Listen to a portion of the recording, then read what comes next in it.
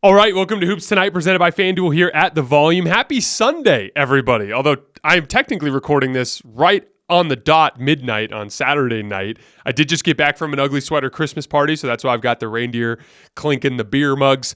The Boston Celtics had an opportunity to go into Golden State and send a message tonight. And instead, the Golden State Warriors sent an even more resounding message the other direction. We're going to be diving into that game from a bunch of different angles. You guys know the drill. Before we get started, subscribe to the Volume's YouTube channel so you don't miss any more of our videos. Follow me on Twitter at _JasonLT so you guys don't miss any show announcements. And then last but not least, if for whatever reason you guys miss one of these shows and you can't get back over to YouTube to finish, you can find them wherever you get your podcasts under Hoops Tonight. All right, let's talk some basketball. So we did a show earlier this week, if you guys remember. It was after the Celtics went into Phoenix and beat the crap out of the Suns. And if you remember, in that show, I said that I wasn't prepared to move them ahead of Golden State as my championship favorite. And the reason why is I've already seen the Boston Celtics dominate a regular season. From January 8th to the end of the year last year, they were the best defense in the league and the best offense in the league. They dominated everybody.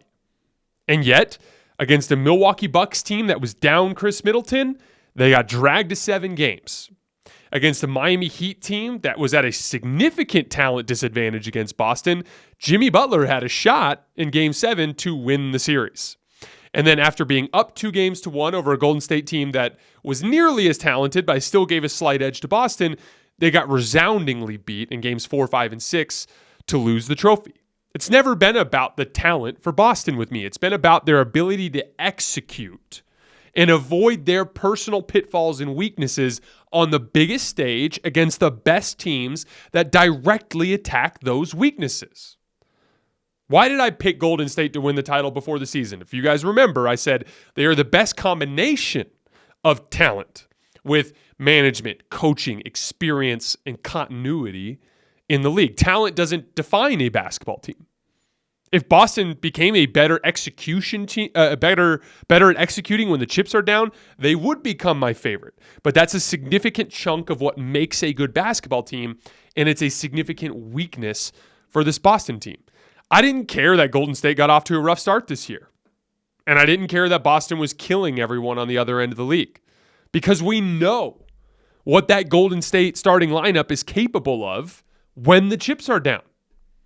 We know Steve Kerr will give them the best possible game plan to potentially win in any matchup. And we know the Golden State vets will be locked into the details.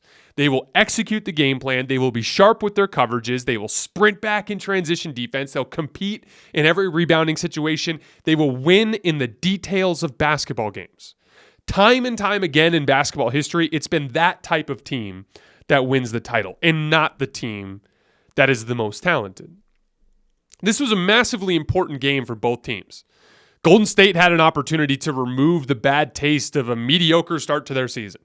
It's kind of like the Lakers when they went into and beat the Bucks in Milwaukee. It's like really bad season, but they demonstrated their ceiling is still there when LeBron and AD play well. That's what this game was for Golden State, although on a different level because Golden State has more legitimate title chances because they're more talented. But Golden State, this was their win.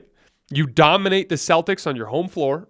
That sends the message that, hey, look, we've been sloppy. We've been working through lineup stuff. We're trying to get young guys in the loop. But when the chips are down, we are still the best. That's why it was important for Golden State. On the other end, for Boston, they're on a 3-game losing streak against Golden State. This was their opportunity to send a message that they believe they're better than the Warriors. But when the actual basketball started tonight, Boston wasn't sharp and Golden State was. Boston tried to win the game on the sheer power of their talent, and Golden State won by trying to execute in the details. For instance, Klay Thompson, big-time night tonight. I think he had 25 points in the first half, shot the lights out. But more importantly, from the opening tip, he did an outstanding job defending Jayson Tatum, something that doesn't show up on the box score. He made there was an early possession where Jayson Tatum had the ball on the left elbow. And Klay just got up into his airspace, made him feel super uncomfortable. I ended up knocking the ball loose, and Golden State ran out the other way.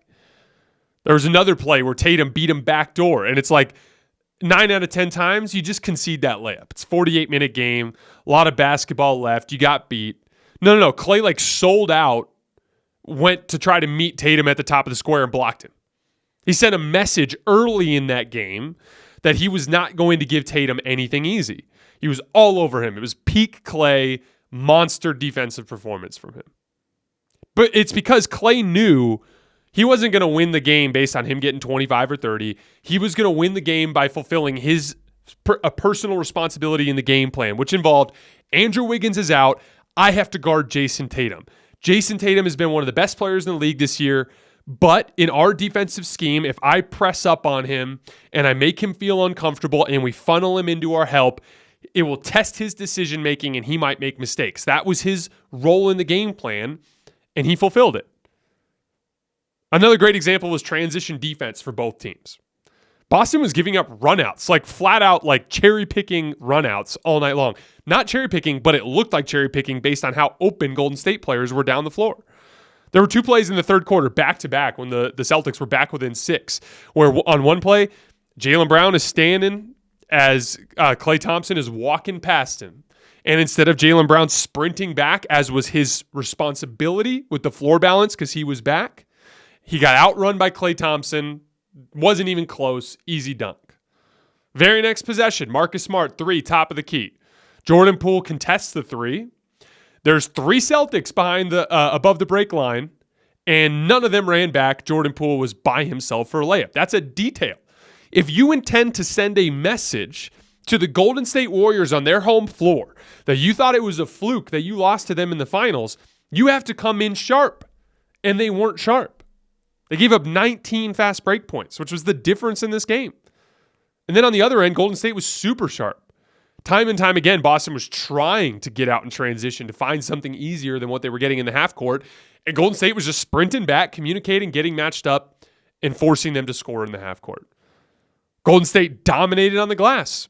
That's about competing, crashing, or boxing out.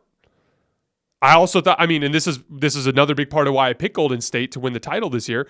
I think they have the best coach in the league. Their game plan was better. Boston ran drop coverage all night long. And again, I know it's Blake Griffin, but if you're going to be a Celtics fan and complain about Horford being out, let's be clear. Andrew Wiggins is more important to the Warriors than Horford is to the Celtics. This year, the Celtics are plus 14 per 100 possessions when Horford is off the floor. Golden State is minus 7 per 100 possessions with Wiggins off the floor. He's their second best player. And really, they're only legitimately reliable two-way 6'8" wing right now. But like Blake Griffin all game long was too far back in drop coverage. And you know what? It was the exact same thing that happened last year in the finals when it was Al Horford and Robert Williams. They were too far back in their drop coverage, and the Warriors were hitting pull-up jumpers over them all game long. As a matter of fact, I've charted a bunch of possessions. When they played no center, and they switched everything. They stagnated Golden State, got more stops, and got out in transition. They were minus 14 in 28 minutes with a big on the floor, not counting the Noah Vonleh minutes at the end in garbage time. And they were minus 4 in 18 minutes when they didn't have a big on the floor. So obviously negative in both situations, but they fared a lot better when they were switching than when they were running their drop coverage. It's a consistent schematic thing that the Celtics do that I disagree with. I think it's a missed opportunity for their personnel strength. What makes Boston so good is they have literally like 7 or 8 players that can defend multiple positions and dribble, pass, and score. They should be the best 5-out switching everything team in the league. And they are doing a lot more switching with Al Horford, which I think is a big part of their success so far this year. Meanwhile, on the other end of the floor, Golden State's game plan, they were packing the paint and testing Boston's decision-making, leaving shooters open, baiting Boston into shooting over help instead of making the right reads, which has been a consistent problem for Boston throughout this last year. I complained about that nonstop, especially in the second round series against Brook Lopez and Giannis Antetokounmpo, and in the finals against Kevon Looney and Draymond Green. They were overpacking the paint, giving wide open kickout opportunities, and Boston Celtics guards and wings were driving into traffic and trying to score over the top instead. When the Celtics drive and kick, they get quality shots, they score more frequently, they're able to get back, set their half-court defense, and get more stops. When they drive and miss over help, they have bad floor balance because they have a guy under the rim who just missed a layup, and then they get run out on in transition and give up baskets. That happened again tonight. The Boston Celtics missed 19 shots in the painted area tonight. They were 19 for 38. Jayson Tatum was 4 for 12 in the paint. Time and time again, just trying to score over help. They're baiting them into it. It's a game plan thing for Golden State. There was a play there in that fourth quarter. Marcus Smart driving into the basket, beats his man off the dribble. Kevon Looney's there and help.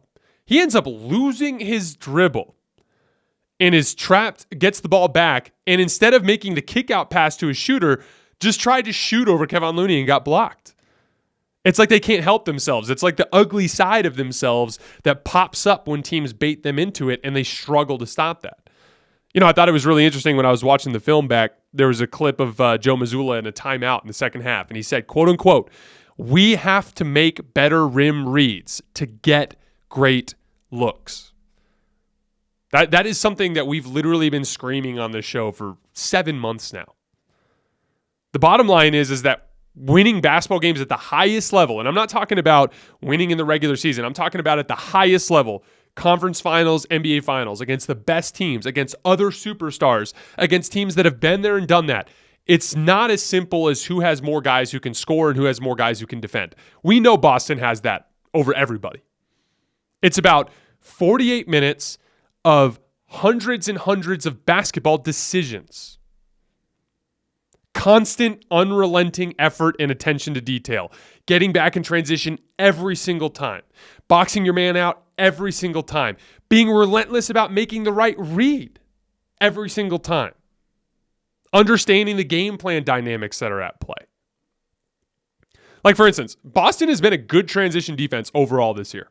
They are 6th in opponent fast break points scored per 100 possessions. And they are 6th in overall transition defense, according to Cleaning the Glass, on a points per possession basis. But here's the thing. They were good at that stuff last year too in the regular season. And then they fell apart in the playoffs. That's the difference between the highest levels and the regular season. In those settings, teams will actively try to make you feel uncomfortable and get you out of your element, which can disrupt your rhythm, disrupt your confidence, and cause you to have slippage in the details of the game. Boston kind of loses sight of who they are in these settings. They see the Golden State jerseys, and they kind of just denigrate back into an older version of themselves. That's the problem. That's why I can't get I can't get excited about them dominating a regular season. They have demonstrated time and time again that when they see these Golden State Warriors jerseys, they forget how to play good basketball, good disciplined basketball.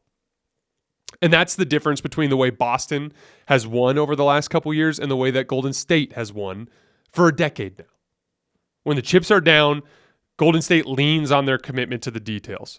Time and time again, we see Boston get sloppy when it counts, and we see Golden State execute. I wanted to give a couple of specific shout-outs. So, I thought Klay Thompson made really great reads all night against Boston's drop coverage. He's got a really good feel for where his defender is trailing the screen. So if he's got enough space to elevate right away, he can. And then he's really good at using escape dribbles. So like you come over the top of the screen and you don't have enough separation from the defender to raise up. You feel like he can back pressure you, but he's still lingering on the screen a little bit. Push that ball out in front of you. Go to a spot that's 5 feet further and elevate. That'll buy you that extra bit of separation you need to get a clean look. It's one of the things that Klay is best at. That's where almost all of his pull-up threes come from. And then another big thing that both him and Steph were doing this, but rescreening. So with how far back Blake Griffin was, and this is the challenge with drop coverage in general. You ask your guard to fight over the top of the screen. That's difficult in and of itself. But what if he has to fight over the same screen 3 times? Because Blake is so far back that it's like, okay, Marcus Smart fought over this screen, but then it's a retreat dribble and we come over the screen again. And it's a retreat dribble and we cover the screen again. And maybe Marcus Smart gets over it the first 2 times, but on the third time, Looney turns and gets the angle right. Now you get the separation and you knock it down. Klay Thompson and Steph Curry were both really patient tonight, just making sure that they got the right looks out of drop coverage. And then Klay was outstanding with his defense on Tatum, as we mentioned earlier. I was never worried about Klay Thompson, even for a second, this whole season, because we saw what he was capable of in the NBA Finals. We know that the journey back from these injuries is a complicated process. He was going to eventually figure it out, and this was a home run type of performance for him to kind of hammer that point home. Jonathan Kuminga did some really nice work in isolation defense on Jayson Tatum when he was in the game. He had 14 points on 9 shots, a really nice left-handed drive in the second half. He had a nasty dunk on Jayson Tatum where he tried to post him up and Tatum pushed him under the basket and he lost his dribble a little bit. And he elevated from straight vert from behind the backboard and got over the top of Tatum and dunked it on his head. That was disgusting. He continues to blossom into an incredibly exciting young prospect. Kevon Looney and Draymond Green, they defended the paint incredibly well, for the most part without fouling. The Boston Celtics have shot just a hair under 60% this year in the paint, and Looney and Draymond held them to 50% tonight. And then Steph Curry, I'm running out of ways to describe the way he's playing this year. He also torched Boston's drop coverage time and time again, 32, 6, and 7. His shot difficulty was off the charts. The amount of momentous, incredibly difficult shots that he hit tonight was ridiculous. To go 12 for 21 on the types of shots he was taking tonight is insane. I think he's been, I don't want to change my actual player rankings until the offseason. It's kind of like a rule of mine. But in terms of my rolling regular season player rankings, I think Steph's been the best player in the world this year. Then moving over to the Celtics, speaking of incredibly difficult shot making, Jaylen Brown, 31, 9, and 3, and he made a ton of high difficulty shots. As far as Jayson Tatum, we're going to talk about him in a minute. He's got some issues with Golden State.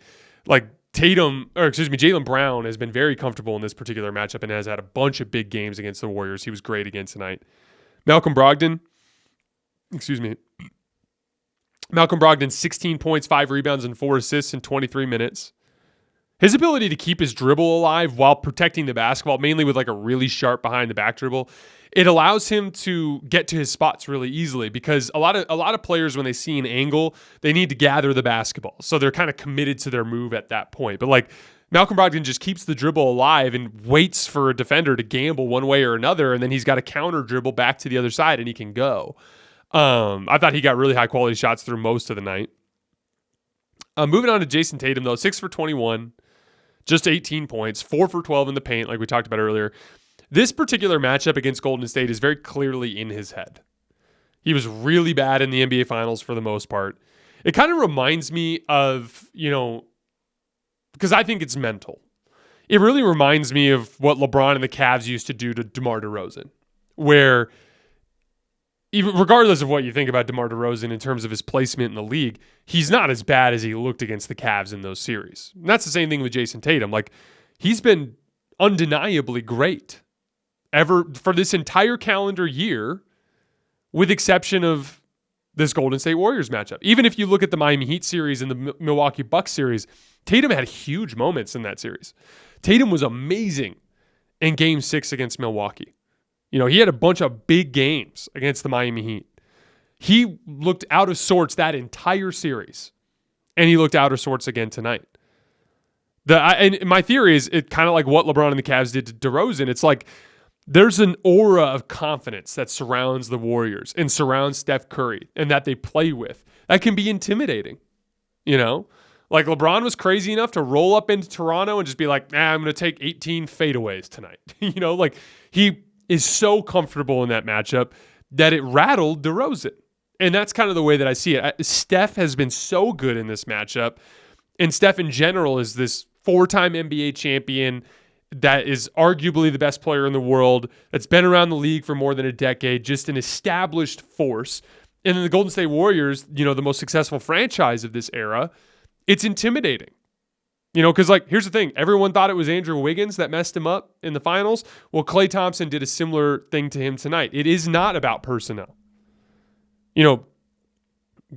Jayson Tatum's been lighting up good defenses all year long. He's been lighting up great defenses all year long. He's been seeing a lot of the same coverages.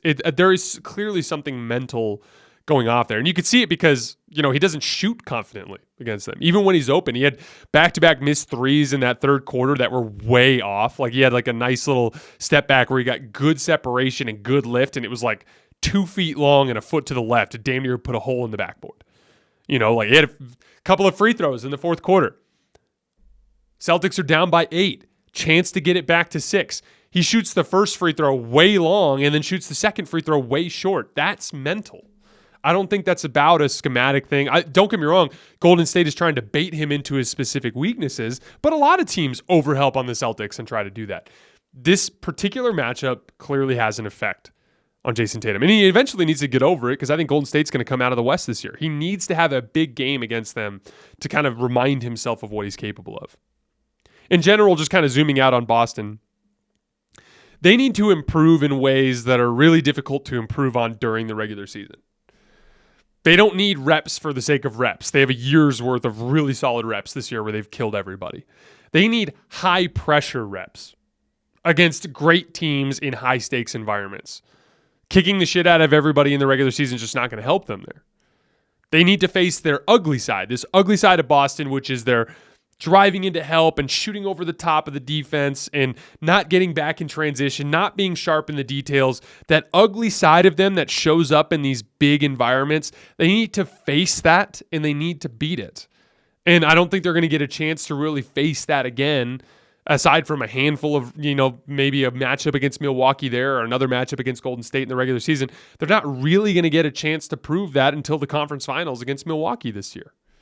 So it's tough. It's unfortunate because this was a great opportunity. And again, like if you go into Golden State and you're sharp in the details and you get back in transition defense and you make all the right reads and you just shoot poorly and they shoot better and you lose, you go home and you're like, you know what? They got us tonight. But that's got to be a frustrating loss. And I mean, you could hear it a little bit in Joe Mazzulla's post-game comments when he was talking about testing their ability to make the right read. But like, it was just exceptionally disappointing because it looked just like last year. That looked like an extension of the NBA Finals. It didn't look like a Boston team that had learned a lesson. I'm going to try to rewatch this game a little bit, especially once some of the data updates on some of the tracking services that I use. And we'll probably touch on this a little bit more later next week. But that's all I have for tonight. We're going to take tomorrow off, Monday off entirely, and then Tuesday night we'll be going live again, I believe, after the Warriors game that night. And then we'll break down a bunch of other games from Sunday and Monday as well. As always, I sincerely appreciate your guys' support, and I will see you on Tuesday night.